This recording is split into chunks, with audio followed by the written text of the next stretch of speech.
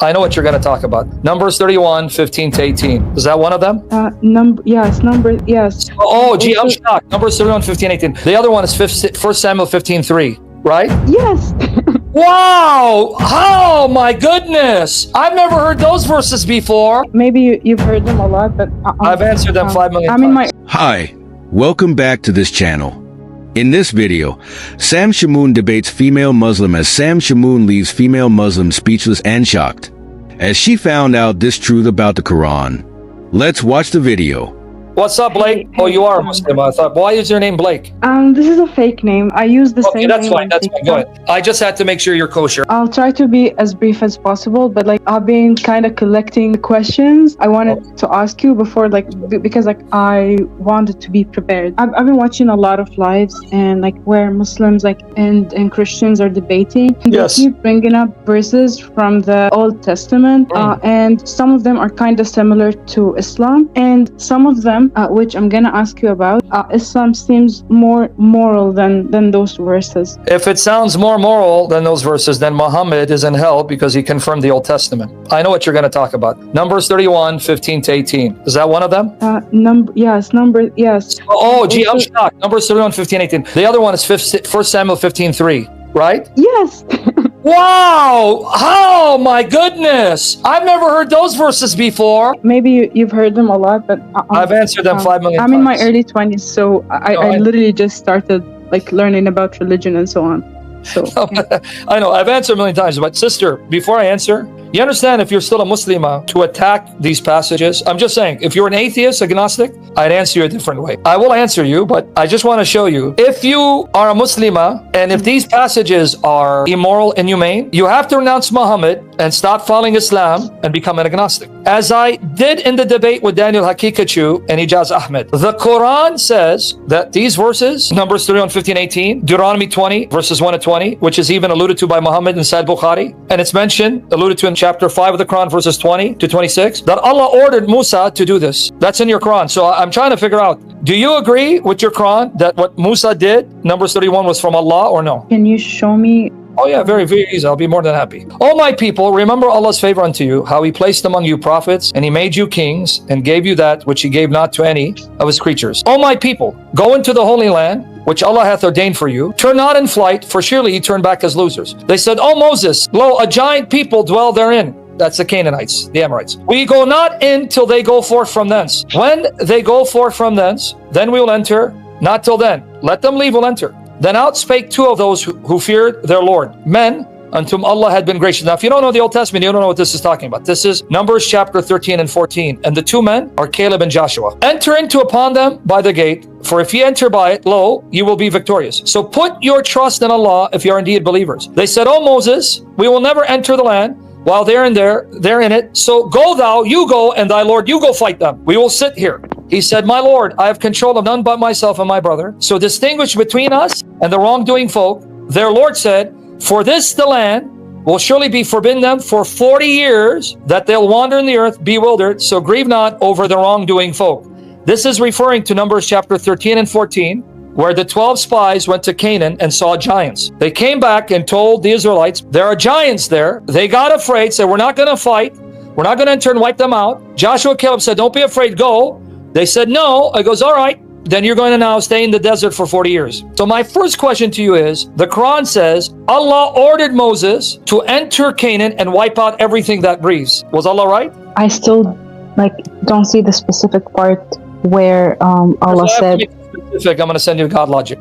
It's telling you that Allah told Moses, enter the land. What land? Canaan. To do what with it? Play patty cake? It's quoting the Old Testament. And it's saying what God told Moses to do is from Allah, your God. But in the Quran, it doesn't say you should analyze. Stop arguing from silence. The Quran never corrects the command given in the Old Testament. It accepts it as it is. Stop playing games with the text, because now you're twisting the words with your No. I know that. I know that you're 100% right. So if the Quran isn't speaking something entirely against the previous scripture, then we do take it. Anything about prohibiting anyone from being killed. You're adding to it because you don't like it, but I don't really care what you like. I'm telling you the Quran confirms the Old Testament, whether you like it or not. It's right here. Now, since you're Sunni, Yes, 100%. okay, now this is going to be even worse for you, Sahih Bukhari. Because now Sahih Bukhari is going to quote Deuteronomy 21 to 10 and Joshua 7 and 10, where God ordered Joshua, Yusha, to enter and slaughter all the Canaanites. And it says it's from your God, Allah. Sahih Bukhari, volume 4, number 353. Narrated Abu Huraira, the Prophet said, a prophet among... See, now what's interesting about your Quran and the Hadith, your Prophet don't even know the names of these people. For example, here, if you didn't know the Old Testament, if you don't know the Bible, you don't know who the two were, the two men that feared Allah. Then out spake two of those who feared the Lord. So if I ask you, who are those two men that said, no, Allah will be with us to fight the giants? Do you know who they are? Yeah, you just mentioned their But in the names. Quran, do you know who they are? No, So your Quran needs my Bible, and yet you're attacking my Bible, which explains your Quran. I'm not attacking. I'm just asking I know, questions. I'm saying you generally. Take it stuck for Allah. I'm saying generally. Don't take it personally, sister. And then here, it tells you a prophet amongst the prophets. It doesn't even tell you what prophet. It was Joshua, Yusha. Narrated Abu Hurairah, the prophet said, a prophet amongst the prophets carried out a holy military expedition. So he said to his followers, anyone who has married a woman, wants to consummate the marriage, and has not done so yet, should not accompany me. This is Deuteronomy 20, verses 1 to 20, by the way. And I'll show it to you. Here your Quran, your Hadith, I should say, Sahih, is quoting Deuteronomy 20. The command of God that when they enter Canaan, wipe it out, or when nations fight them, you can then attack them. Anyone who has married a woman and wants to consummate the marriage and has not done so yet should not accompany me. Nor should a man who has built a house but has not completed its roof. Nor a man who has sheep or she camels and is waiting for the birth of their young ones. So the prophet carried out the expedition. When he reached that town at the time or nearly at the time of the Asr prayer, he said to the son, O son, you are under Allah's order, and I'm under Allah's order. Allah, stop it, the sun from setting. This is Joshua chapter 10. The book of Joshua, which chronicles Joshua entering Canaan to wipe out everything that breathes. I'm going to show it to you. It was stopped till Allah made him victorious.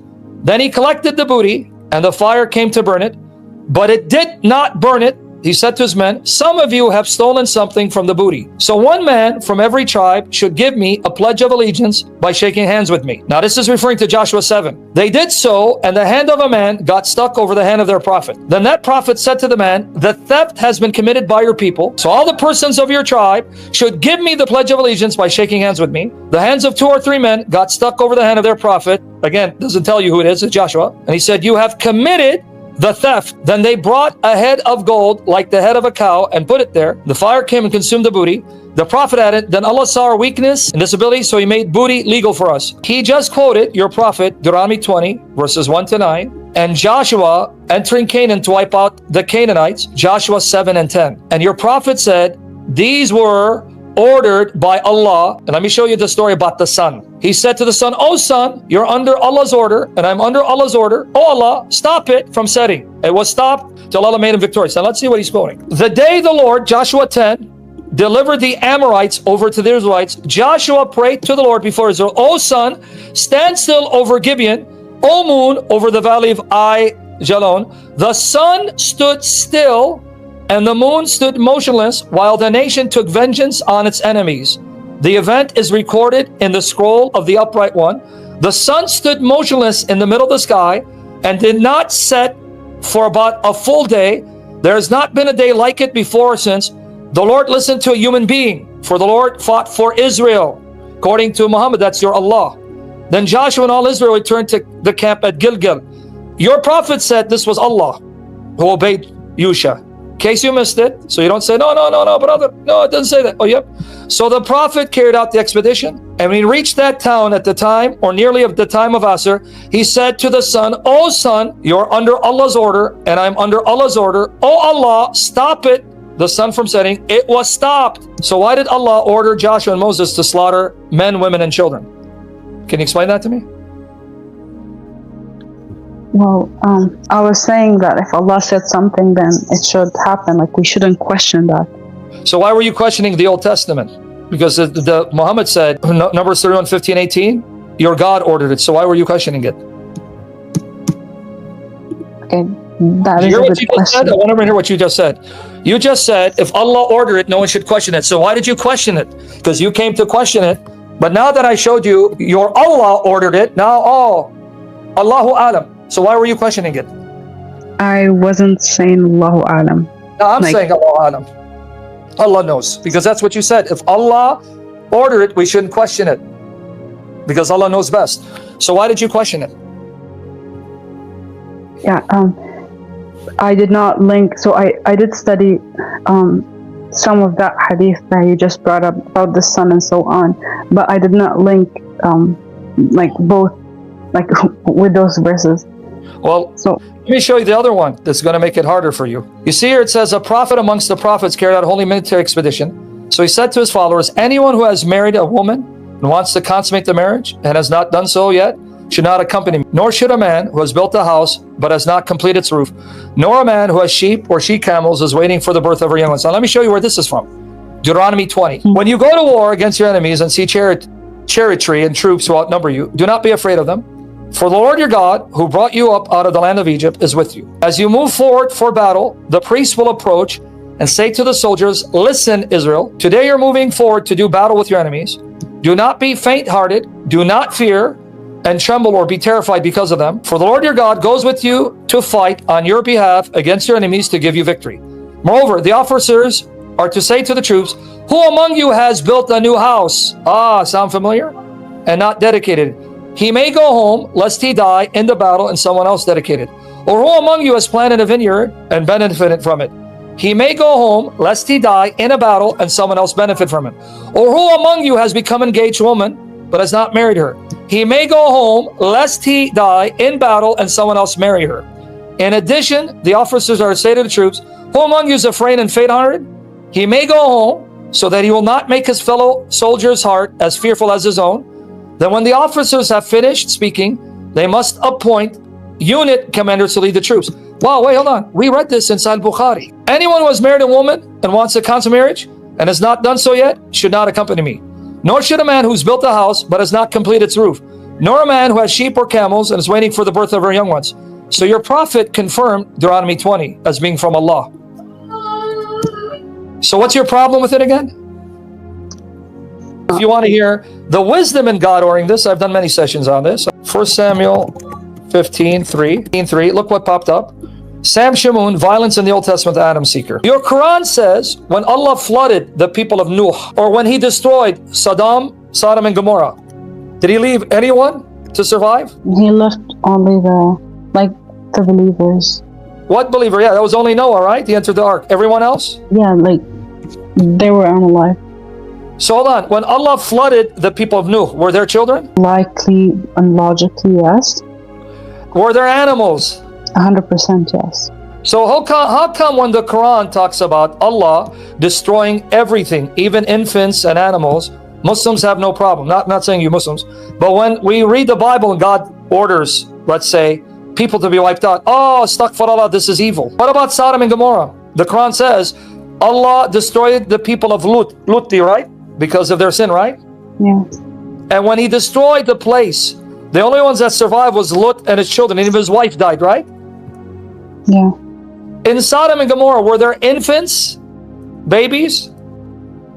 Likely yes. It is And a animals, right? story. Yeah, and the animals and yeah. So why is it that when the Quran confirms the stories of the Bible that whole places were wiped out where there were children and infants, Muslims have no problem, but when they find verses in the Bible that are not explicitly mentioned in the Quran, oh, how evil. Why this inconsistency, dishonesty by the Muslims? Narrated Ibn Amr, Allah's apostle, that if Allah sends punishment upon a nation, then it befalls upon the whole population indiscriminately. He punished them entirely, everyone. That means he's also destroying the infants, children, and animals. How come the Muslims don't have a problem with the Sunnah of Muhammad? Can you tell the Muslims, can you stop attacking the Bible for these arguments? Because the Christians know your arguments and they're burying us. Please, for the love of Allah, can you stop? It doesn't work with Christians anymore that know the Quran, Sunnah, and know their Bible.